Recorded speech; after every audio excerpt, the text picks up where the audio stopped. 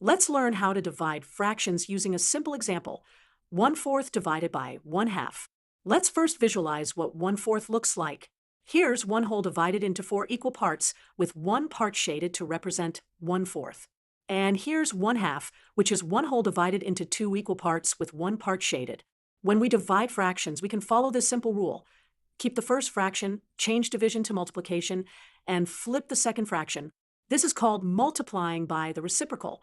Now, let's multiply these fractions.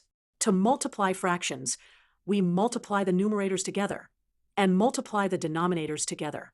So 1 times 2 in the numerator gives us 2, and 4 times 1 in the denominator gives us 4. Finally, we can simplify this fraction. 2/4 reduces to 1/2 because both the numerator and denominator can be divided by 2. Let's visualize our answer. When we divide 1/4 by 1/2, we get 1/2. This makes sense because 1/4 is half of 1/2. So when we divide 1/4 by 1/2, we get 1/2. To summarize, when dividing fractions, we multiply by the reciprocal.